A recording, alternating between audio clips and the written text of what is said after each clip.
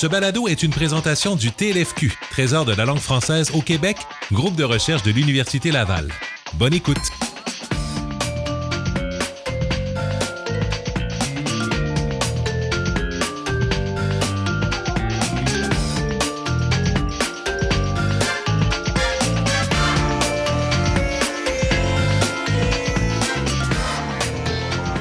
Bonjour et bienvenue au balado du Trésor de la langue française au Québec, la langue à la mémoire longue. Vous êtes toujours en compagnie de 4 professionnels de recherche qui participent à la réalisation du dictionnaire historique du français québécois. Bonjour Annick. Bonjour Caroline. Bonjour Julie. Bonjour Caroline. Aujourd'hui à l'émission, on en apprend davantage sur le processus de recherche qui mène à la mise à jour d'un article du fameux DHFQ, le dictionnaire historique du français québécois. Notre professionnel de recherche vedette du jour, dont le travail sera au cœur de nos discussions, Joël. Bonjour Joël. Bonjour Caroline. Aujourd'hui, Joël, on s'intéresse au processus de recherche qui mène à la mise à jour d'un article du DHFQ et qui est un peu ton travail d'archéologue et linguistique. Oui. En quoi consiste la recherche de citations pour le DHFQ? Dans l'épisode précédent, Annick nous parlait de la recherche de citations aux archives de folklore et d'ethnologie de l'Université Laval. Toi, ta recherche est dans des documents j'allais dire papier, mais disons-le de nos jours, numérique. Donc, en gros, c'est quoi tes tâches au quotidien?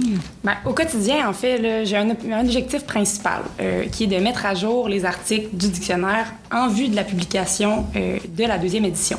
Mon travail, en gros, se divise en 2 volets.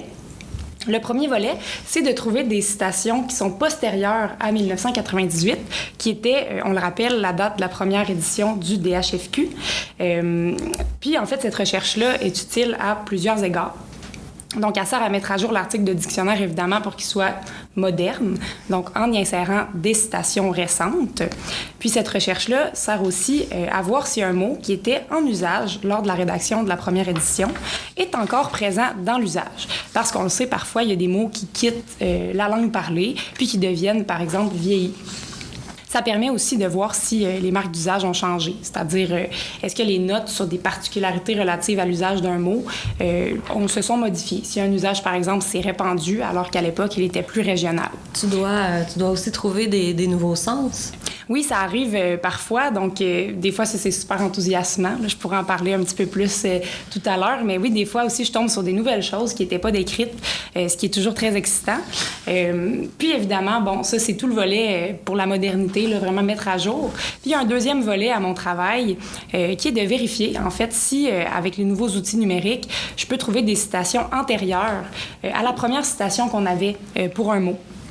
C'est-à-dire la première fois qui est recensée, en fait, qu'on a ce mot-là à l'écrit dans le DHFQ. Puis cet aspect-là de mon travail, ça a été mentionné, en fait, dans l'épisode 4 de notre balado par M. Poirier, quand il était question de faire reculer les dates d'attestation des mots à l'aide d'outils linguistiques.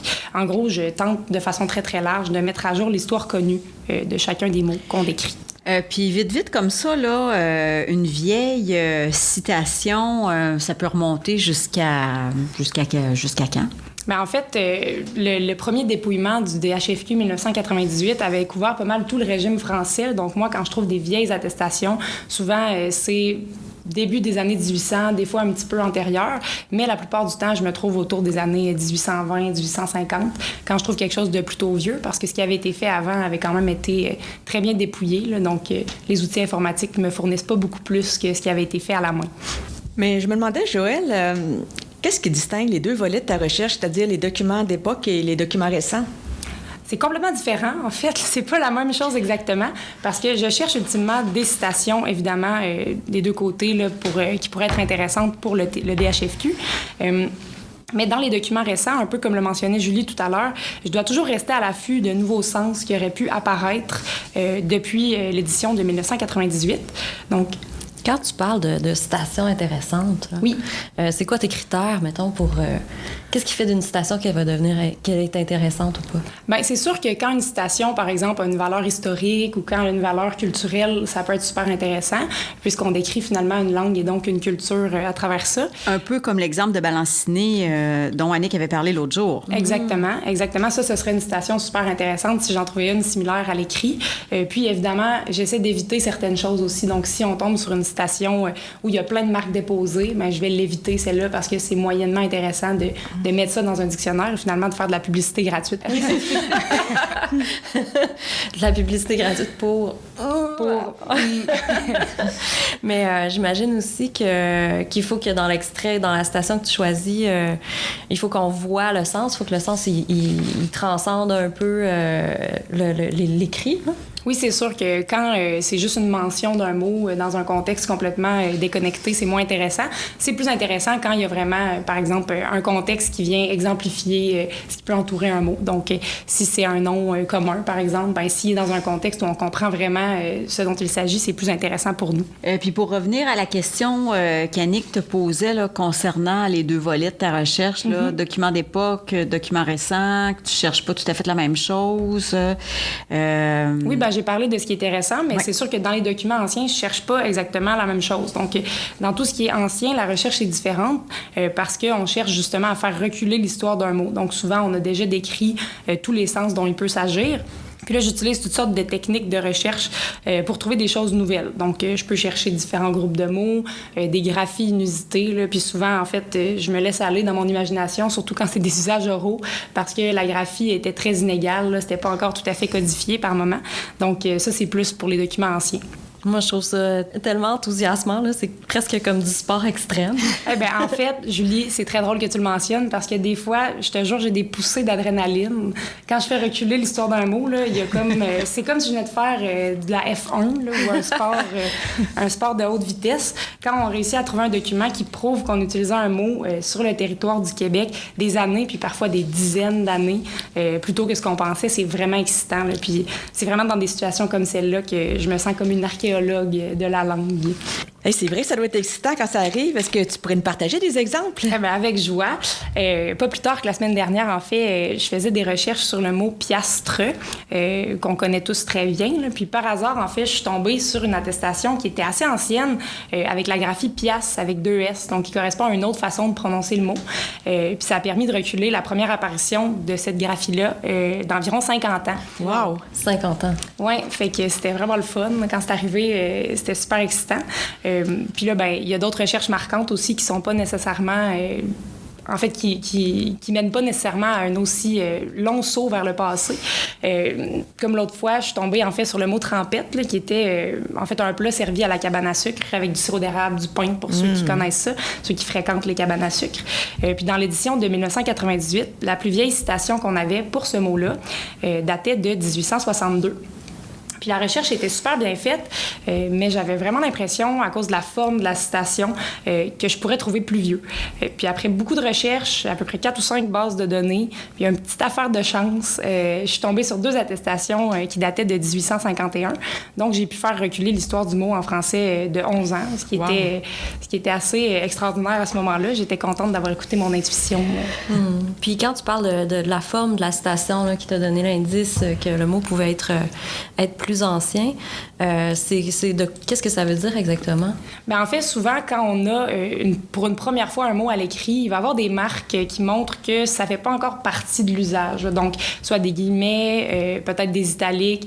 Des fois, la forme du mot est quand même particulière, puis ça montre que l'auteur était moyen à l'aise de l'écrire, on dirait. Mais quand c'est bien intégré au système, on voit que, bon, là, il n'y a pas de marque particulière, puis c'était le cas de cette attestation-là de trempette de 1862. Fait que là, mon intuition m'a dit que peut-être qu'il y aurait plus vieux. Joël, est-ce que tu pourrais nous parler des outils dont tu te sers là, pour mener ta recherche, puis nommer quelques différences là, entre les outils actuels puis ceux qui ont été employés pour préparer la première édition du Dictionnaire historique du français québécois dans les années 1990? Oui, il y a beaucoup de différences, Julie. En fait, pour travailler, j'utilise principalement des bases de données informatisées, ce qui était évidemment pas le cas dans les années 90. La première que j'utilise, c'est toujours le fichier lexical informatisé du TLFQ, qui a fait l'objet d'un balado passé. Puis, en fait, j'utilise aussi des archives comme la BANQ numérique, Canadiana, Eureka, Google Livres, donc plein d'archives, en fait, publiques qui sont disponibles sur Internet. Puis, j'ai accès, à cause de ça, à des centaines de milliers de documents papier qui ont été informatisés, puis des microfiches aussi qui ont été informatisées, puis qui sont rendus disponibles en version PDF. Ça me permet de traiter quand même beaucoup de volumes en peu de temps. Puis c'est justement ça la plus grosse différence avec le travail qui a été réalisé au TLFQ entre les années 70 et 90 pour la publication du premier DHFQ. Oui, puis je t'interromps quelques secondes. Là, ça me fait penser, M. Poirier en parlait dans un épisode précédent où il disait que les gens classaient des fiches assis par terre, dans la poussière, et que justement, ça se passerait pas comme ça aujourd'hui. Donc, c'est intéressant que tu nous racontes, toi, comment tu fais tes recherches. C'est clair, puis ça, c'est quelque chose qui m'épate au quotidien. Là. J'imagine des gens qui travaillaient dans des documents papier, des sources, mot par mot, avec presque leur intuition seulement pour seul outil, puisqu'il est en train de construire le dictionnaire qui nous sert de base pour nos recherches. Puis en fait, ce qui est vraiment étonnant, c'est que je trouve pas toujours des attestations plus anciennes, finalement. Évidemment, pour le plus récent, je mets à jour, ça va de soi. Mais pour tout ce qui est plus ancien, bien souvent, la recherche était tellement bien faite qu'il y a seulement 4 ou 5 années de différence, par exemple, à une attestation plus vieille que je peux trouver. Ce qui montre quand même la force du travail qui a été réalisé dans les années 70, 80, 90. Alors que ces étudiants-là ne disposaient pas des mêmes outils que ceux qu'on peut utiliser aujourd'hui. Bien, exactement. En fait, moi, toute seule, je peux traiter plus de volume peut-être en une seule journée que ce qu'une équipe entière pouvait faire en une semaine, puisque je peux traiter énormément de documents avec de la recherche dans le texte. Donc, c'est ça, ça m'impressionne au quotidien quand même. Monsieur Poirier, en fait, parlait dans un balado de ruches et d'abeilles, que les gens travaillaient fort au TLFQ. Puis je suis comme dans une position privilégiée pour confirmer que la ruche était très construite, hyper fonctionnelle. Et pour utiliser une attestation, une expression que j'ai cherchée cette semaine, ça y allait au toast. Joël, sur quel genre de trouvailles tu peux tomber là, dans les bases de données? Est-ce que tu vois des choses qui sont amusantes ou étonnantes? Bien, ça arrive pas tout le temps parce que, bon, déjà, dans une base de données, il y a beaucoup de choses qui sont en fait très variées. La grande majorité des documents numérisés, c'est des écrits journalistiques, donc des journaux, des revues, de la presse en ligne, des blogs parfois. Il y a aussi des monographies, des œuvres littéraires qui sont entrées dans le domaine public. Il y a parfois des manuscrits anciens qui sont super difficiles à déchiffrer, des écrits de notaires, de la correspondance privée, des programmes de théâtre. Il y a vraiment de tout là-dedans. Il y a même des fois des pamphlets de propagande politique. Mais ce qu'on trouve d'amusant ou d'étonnant, souvent, ça provient d'annonces, de publicités d'époque, là, des blagues, des sections de journaux qui se concentrent sur les potins. Je suis toujours très contente quand je trouve un québécisme dans un contexte comme ça. Moi, je suis toujours très contente aussi quand t'en trouves parce que ça veut dire que ça retentit dans ma cour. Puis moi aussi, je vais pouvoir me régaler des potins. L'autre jour, Joël, tu nous parlais de blagues et de ragots sur les veuves à l'herbe. Ben oui, les pauvres veuves à l'herbe. En fait, on trouve dans plusieurs journaux d'époque, là, donc fin 1800, début 1900, des sections humoristiques remplies de potins, de cancans, de ragots. Puis, en gros, les lecteurs des journaux envoyaient les potins de leur paroisse aux éditeurs de leurs journaux favoris. Puis, ces potins-là étaient publiés dans des sections spécialisées des journaux. C'était comme un Twitter. Ben, c'est exactement ça. J'ai l'impression que je lis un genre de mur de ragots ou c'est ça, Facebook, Twitter, etc. Puis quand j'ai fait la recherche sur veuve à l'herbe... Parce qu'initialement, tu faisais la recherche sur le mot herbe. Oui, exact, c'est ça. Je faisais la recherche sur herbe, puis il y a une expression avec herbe qui est veuve à l'herbe, qui est en fait un québécisme qui désigne une femme dont le mari l'a quittée ou qui n'habite plus avec son mari. J'ai trouvé plein d'exemples de cancans qui mettaient en vedette la fameuse veuve à l'herbe. Je vais vous en lire un, en fait, qui date de 1921. Publié Est-ce que tu as la source? Oui, ça a été publié dans Le Samedi. Là, donc, c'était les cancans du samedi. Donc, Albert S. Est-ce que tu t'ennuies bien de ta petite veuve à l'herbe depuis son départ pour Montréal, toi qui l'aimais? Donc, c'est quand même des choses très privées. C'est très privé. Puis, en fait, au cours de la même recherche, je suis tombée sur une blague de 1923, cette fois dans Le Canard. Également au sujet des pauvres veuves à l'herbe, qui étaient comme le dindon de la farce à une certaine époque, on aurait dit. Mais je vous préviens d'avance, la blague est pas drôle du tout. L'humour a bien changé. Puis cette blague-là, à l'époque, a gagné un concours. Donc, c'était dans un concours de blagues. Donc, en fait, je vais vous la lire. Bon. Ce n'est pas une raison parce que notre amoureuse est une veuve à l'herbe pour lui faire manger de l'avoine. Bien, ça change des blagues scatologiques. Effectivement. Que t'entends aux affaires. Mais ça me fait penser, en fait, à l'humour aujourd'hui qu'on apparente aux jokes de papa, là, les concours d'humoristes qui essaient de se faire rire avec des blagues pas drôles. Ça ressemble quasiment à ça. Puis là, ben, j'étais curieuse. Je me disais, voyons, c'est quoi la blague avec l'avoine? Puis apparemment, faire manger de l'avoine, c'est une expression qui a disparu, qui veut dire rivaliser avec un autre prétendant là, ou supplanter un prétendant. Wow, fait que ça t'a amené à découvrir même une autre expression. Ben c'est ça, je me cultive. Écoute, on devient très cultivé. Je me cultive. C'est de l'avoine. Comme l'avoine ou l'herbe. C'est vrai, parce que nos recherches nous emmènent à faire d'autres recherches pour comprendre ce qu'on trouve. Mais là, on parle des citations sur lesquelles tu tombes qui sont amusantes, là, mais j'ai pas ton expérience pour ce qui est de la recherche dans les bases de données, mais j'en ai suffisamment pour savoir que c'est parfois frustrant. Et là, quand je pense à ça, je parle à la performance des bases de données qui n'est pas égale d'une à l'autre. Donc, des fois, là, on peut chercher quelque chose, puis on se dit que ça va être relativement simple, puis finalement, on a 100 000 occurrences d'un mot qui apparaît. Donc, évidemment, tu peux pas passer ton temps à chercher 100 000 occurrences. Donc, qu'est-ce que tu fais pour raffiner ta recherche?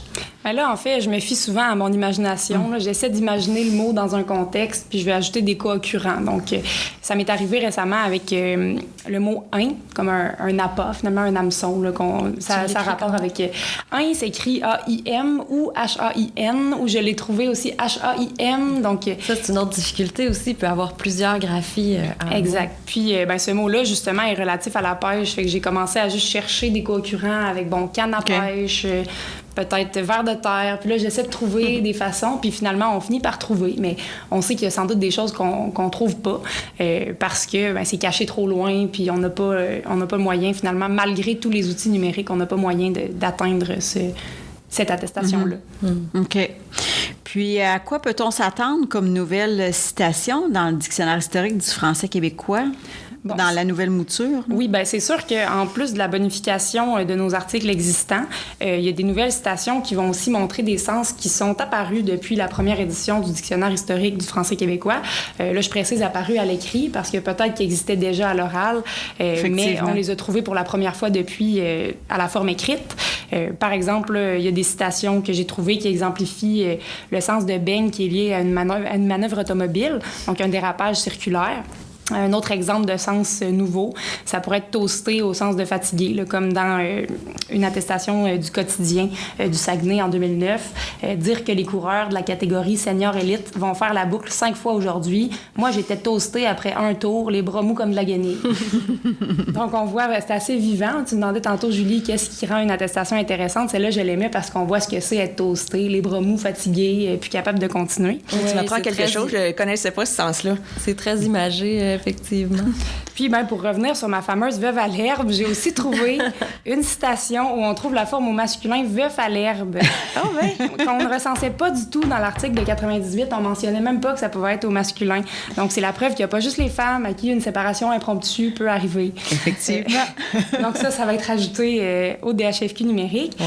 Puis, évidemment, maintenant que le dictionnaire est informatisé, on n'a plus de limite par rapport à l'espace là, pour l'ajout des citations, ce qui était, bien entendu, rendu un enjeu pour une édition papier. Donc, on peut ajouter des images, en plus des vidéos, des sons, en fait, des extraits qu'Annick trouve aussi, dont on a parlé dans le dernier épisode. Puis ça va rendre les mots vraiment vivants. Donc, j'ai très hâte de voir ce que ça va donner. Puis j'ai hâte que les gens puissent consulter ça aussi. Mais nous aussi, on a hâte de voir ça. Oui, puis, tu sais, dans le fond, ce que tu étais en train de dire, c'est qu'on pourrait, comme il n'y aura pas de limite d'espace, on pourrait aussi s'intéresser qu'aux citations et qui vont être placées en ordre chronologique, les lire les unes à la suite des autres pour voir dans quel contexte le québécisme a évolué. Exact. On va pouvoir regarder toutes les citations, puis voir un peu comment l'usage s'est modifié avec, je l'espère, des citations qui seront intéressantes pour les gens autant qu'elles le sont pour moi. Donc, en résumé, il y aura de nombreuses nouvelles citations dans le DHFQ numérique, en plus du contenu numérique. Donc, merci beaucoup, Annick. Ça me fait plaisir, Caroline. Merci beaucoup, Julie. Merci. Merci beaucoup également à Joël de nous avoir partagé une partie de son travail au TLFQ. J'imagine qu'en terminant, tu aimerais nous laisser sur quelques cancans. Oui, ben j'ai sorti des cancans de 1922 du samedi pour que vous puissiez vivre un peu une recherche avec moi. Le premier contient le québécisme capine. Donc, Marie, t'es pas fatiguée de porter ta capine rouge? Le deuxième contient le québécisme fin. LP, que t'as donc l'air fin. Donc, des fois, on voit que c'était gentil. Le troisième contient le québécisme fiche. Flora M dit qu'après Rod P, les autres gars sont des fiches pour elle. Et finalement, mon préféré qui contient le québécisme queue d'anguille, qui veut dire loche. C'est à Cabano un avis. Il y aura au garage central une grande vente de gentils garçons à l'occasion de la belle fête de Noël. Alors, si ça vous intéresse, les filles, voici ce que vous devrez débourser pour vous acheter un gentil garçon. GG se donnera pour une mâchée de gomme. Tijan pour une poignée de noisettes. PP pour une boîte de sardines. Et AL pour une queue d'anguille. Donc, il y en a d'autres, si ça vous intéresse. Donc, 1922, les cancans du samedi. Et tous ces québécismes sont dans le DHFQ, évidemment. Donc, si vous voulez aller consulter les articles pour en apprendre plus à leur sujet. Merci beaucoup et à la prochaine. Merci, Caroline.